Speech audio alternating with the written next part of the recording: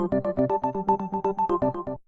again and then off again. Just when the trade talks appear to be moving forward between the European Union and Ukraine, the EU has pulled out. The EU enlargement chief tweeted Sunday that work was on hold and that Ukraine needed to show a clear commitment to sign. Ukraine has seen widespread protests since Ukrainian President Viktor Yanukovych decided to ditch his country's long-awaited free trade accords with the EU last month, blaming pressure from Russia. To quell the biggest anti-government rallies in the country since 2004, Yanukovych said last week he would sign a treaty just later down the road. But according to BBC analyst David Stern, the EU is seeing straight through what many see as an act. He writes, EU officials, it seems, have called Mr. Yanukovych's bluff, saying they will recommence talks when the Ukrainians show sufficient commitment.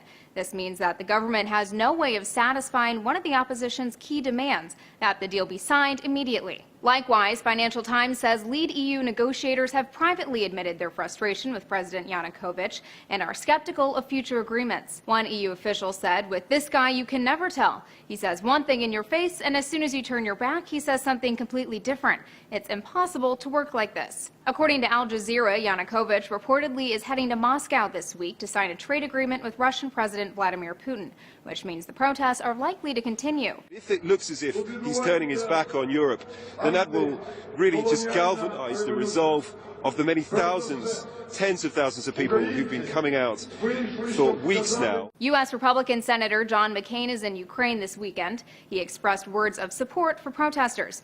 They're demanding closer ties between their country and Europe. We are here to support your just cause. To all Ukrainians, America stands with you. Voice of America reports a poll released earlier this month shows 46% of Ukrainians favor a trade pact with the EU. For Newsy, I'm Elizabeth Hagedorn. Multiple sources, a broader view.